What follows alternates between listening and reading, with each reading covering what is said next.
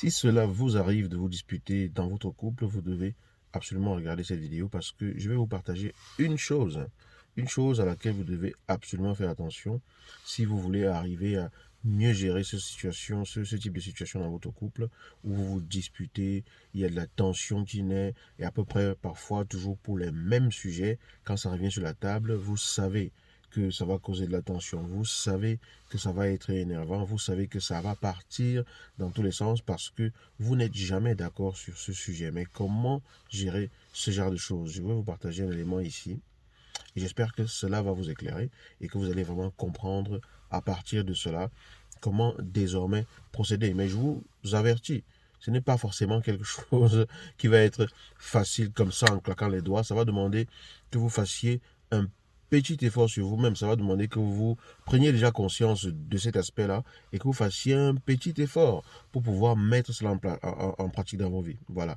On est vendredi. Vous êtes sur Pépite et Graines de Conscience. Je suis Yannick TM et je suis ravi de vous retrouver ici tous les vendredis. Vous le savez, on parle couple sur cette chaîne. Et si c'est la première fois que vous arrivez, pensez à vous abonner et pensez à activer la cloche de notification qui apparaît pour être sûr que vous ne ratez aucune des prochaines vidéos que je vais mettre en ligne. D'accord? Donc ce vendredi, on parle donc de ces situations-là où vous vous disputez. Vous vous disputez, le ton monte. Vous avez un avis, votre partenaire a un avis différent. Chacun donne des arguments par rapport à son avis. Ça s'envenime et ça finit par causer de la tension. Ça finit par mettre du froid entre vous. Ça finit par créer de la distance entre vous. Il y a une chose que j'ai comprise face à ce genre de situation, une chose qui, moi, personnellement, m'a aidé à pouvoir désamorcer la situation, à pouvoir arriver de plus en plus à amorcer des solutions qui permettent d'aller de l'avant. Et c'est ça que je vais vous partager ici. Cette chose, elle est simple. Elle est fondamentale. C'est que vous allez vous rendre compte que quand vous êtes dans cette situation-là et que vous vous disputez avec l'autre ou que la tension monte dans votre relation, qu'est-ce qui se passe? Vous essayez d'expliquer pourquoi vous avez raison. Et l'autre essaie d'expliquer pourquoi lui ou elle a raison. Mais les explications que vous donnez, ce sont des explications qui sont liées, voilà, aux arguments qui sont les vôtres. Mais une explication donnée dans une situation de tension, de douleur, dans une situation d'énervement, c'est difficilement entendable par la tête de l'autre. C'est-à-dire que l'autre l'entend difficilement parce que là, les émotions ont vraiment pris le dessus. Parce que là, c'est ce que l'autre ressent qui prend le dessus et on n'est pas forcément en capacité de pouvoir analyser et de pouvoir prendre du recul. Et pourquoi est-ce que c'est ainsi? C'est parce que, et c'est ça que vous devez absolument comprendre, c'est parce que chacun de vous défend quelque chose qu'il a vécu. Chacun de vous défend une expérience, un ressenti, une émotion. Ça veut dire que si j'ai vécu une situation qui m'a traumatisé, chaque fois que je vais être face à un événement qui me renvoie à la mémoire de cette situation, je vais ressentir ce traumatisme-là. Je vais ressentir le souvenir, ou alors disons que le souvenir de ce traumatisme va être activé en moi, et mes réactions derrière vont dépendre, ce qui va découler derrière va découler du fait que j'ai vécu cette expérience-là. Parce que quand je vis un événement, c'est une expérience que je vis qui peut être très désagréable. Je garde en moi des mémoires ou des traces de cette expérience désagréable. Et quand je suis face à une autre situation, c'est cette expérience-là qui parle. Et je suis convaincu de ce que je dis parce que je l'ai vécu. Comment est-ce que vous pouvez convaincre une personne que le feu ne brûle pas si cette personne a déjà été brûlée par le feu? Ce n'est pas possible. Vous pouvez convaincre peut-être un enfant que le feu ne brûle pas tant que cet enfant n'a jamais été brûlé par le feu. Il vous croira sur parole. Mais ce n'est que lorsque il aura vécu vraiment l'expérience du feu qu'il comprendra que le feu peut brûler. Donc, quand une personne a vécu quelque chose qui l'a impacté, qui a été une expérience pour cette personne, vous ne pouvez pas convaincre la personne avec juste des arguments qui viennent de votre tête, parce que cette personne, elle défend une émotion qu'elle a vécue. Elle défend une expérience qu'elle a vécue. Ou alors elle agit pour éviter de revivre une émotion qu'elle a vécue par le passé. Parce que cette émotion-là, c'est une réalité pour elle. Cette émotion-là, c'est quelque chose qui est ancré en elle. C'est quelque chose qui est présent en elle. C'est quelque chose qui est réel pour elle. Et vous ne pouvez pas venir avec vos arguments expliquer pourquoi ce n'est pas ainsi que ça se passe. Donc, il est important de comprendre, et moi, c'est ce que j'ai compris et qui m'aide à faire la différence dans ce genre de situation, ce qui nécessite une certaine vigilance, c'est que l'autre défend toujours une expérience qui est la sienne. Et vous ne pouvez pas dire à quelqu'un que son expérience n'est pas une expérience. Vous ne pouvez pas démontrer à quelqu'un que son expérience n'est pas réelle alors que cette personne a vécu cette expérience-là.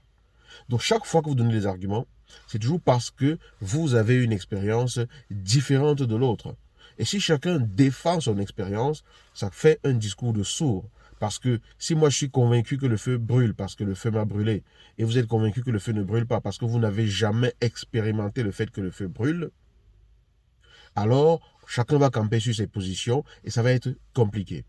Donc, règle numéro 1, il est important d'intégrer que chacun, dans une situation de dispute, de tension, de désaccord, défend toujours une expérience. On donne des arguments, mais les arguments et les idées que l'on donne sont la traduction verbale de l'expérience que l'on a vécue, de l'émotion que l'on veut éviter parce que l'on l'a déjà ressenti par le passé ou parce que l'on se représente que la ressentir pour être douloureux. Vous n'êtes pas forcément obligé d'avoir vécu l'expérience, mais le simple fait de vous représenter ce que ça causerait en vous comme dégâts est déjà une expérience parce que votre système de fonctionnement ne fait pas vraiment la différence entre ce que vous ressentez par imagination et ce que vous ressentez par vécu. D'accord? Donc, règle numéro 1, vous ne défendez que votre expérience et c'est légitime. Vous avez le droit de défendre votre expérience, l'autre a le droit de défendre son expérience. Quand je comprends donc que l'autre défend son expérience et qu'une expérience ne peut pas être remplacée par un argument parce que c'est quelque chose que l'on a vécu et qu'on ne veut peut-être plus vivre, ou alors c'est quelque chose que l'on a expérimenté en soi parce que l'on l'a ressenti, comment est-ce que je vais chercher à convaincre quelqu'un que ce qu'il a ressenti, ce n'est pas ça? Donc, la chose à faire dans ce cas, c'est vraiment de se rappeler de ceci. Et deuxièmement, de chercher donc à comprendre du point de vue de l'autre ce qu'il peut avoir vécu. Parce que le point de vue de l'autre est basé sur les valeurs de l'autre. C'est basé sur ce qui est important pour l'autre. C'est basé sur comment est-ce que l'autre voit la vie. C'est basé sur comment est-ce que l'autre voit la vie. C'est basé sur plein de choses. C'est basé sur ce que l'autre a déjà vécu dans sa vie également. Donc, ça va être vraiment important. Parce qu'on dit souvent, oui, mets-toi à la place de l'autre. Il faut se mettre à la place de l'autre. Il faut considérer ce que l'autre a vécu, est en train de dire et tout, considérer ses arguments. Mais ce n'est pas une question d'argument. C'est une question de vécu. C'est une question de ressenti. C'est une question d'expérimentation. C'est une question de ce que l'autre a expérimenté. Donc, quand je sais que l'autre défend son expérience et que moi, je suis en train de défendre mon expérience, la seule chose qui va m'ouvrir la porte vers l'autre, c'est de comprendre que l'autre a le droit et le devoir d'ailleurs de défendre son expérience ou de se battre pour son expérience. D'accord? Et à ce moment-là, une fois que j'ai compris ça, je peux me mettre justement près de l'autre pour comprendre ce que cette personne a vécu dans son expérience, même si je ne suis pas forcément d'accord ou même si je ne suis pas outillé pour comprendre cette expérience-là de la même façon que l'autre, je me mets du côté de l'autre et j'essaye donc de comprendre ce que cet autre a vécu. À partir de là, on peut trouver un compromis, on peut trouver un terrain d'entente, on peut trouver un juste milieu pour que chacun puisse être proche de sa propre expérience sans que ça ne puisse faire de mal à l'autre. Il y a toujours une possibilité de trouver un juste milieu, d'accord? Il faut simplement être ouvert à la possibilité que mon expérience que je défends n'est pas la seule expérience qui soit. L'expérience de l'autre a aussi le droit d'être. Et comme je veux avancer avec l'autre et que je ne veux pas forcément nuire à notre relation, je fais un effort de faire un pas vers l'autre, l'autre fait un pas vers moi, je montre à l'autre que j'ai compris son point de vue, que j'ai compris pourquoi il ou elle ressent cela, que j'ai compris que de ce que cette personne a comme valeur ou comme attente ou comme façon de vivre la vie, les expériences qu'elle a vécues, c'est normal qu'elle ressente les choses ainsi. C'est pas forcément toujours évident de faire cet exercice, de faire cet effort, de faire cette analyse, mais à partir du moment où je l'intègre, ça peut être plus facile par la suite de le mettre progressivement en place et en pratique. D'accord? Voilà. J'espère que c'est clair parce que je ne suis pas sûr que j'ai utilisé peut-être tous les mots qu'il fallait, mais j'ai fait de mon mieux pour vous exprimer vraiment ce que j'ai compris. Et j'espère que ça vous éclaire aussi, que vous allez comprendre que une expérience, on ne peut pas la remplacer. Une expérience, enfin, on va dire ça autrement. On ne peut pas effacer une expérience qu'une personne a vécue. Expérience, ça veut dire qu'on a expérimenté quelque chose. Et chaque personne défend toujours une expérience. Je donne le droit à l'autre de défendre son expérience parce que c'est ce qu'elle doit faire. On ne vit que par rapport à nos expériences. Et à partir de là, je peux me mettre aux côtés de l'autre pour comprendre, d'après le système de fonctionnement de l'autre, quelle expérience est-ce que cette personne défend, et puis faire un compromis, trouver le chemin pour pouvoir être dans la compréhension de l'autre. Ce n'est que quand j'ai compris ça que je peux me mettre en route vers un chemin qui peut apporter de la compréhension pour moi envers l'autre. De la compréhension, de ma compréhension envers l'autre et aider à trouver un compromis. Voilà. Voilà ce que je voulais vous partager dans cette vidéo du vendredi.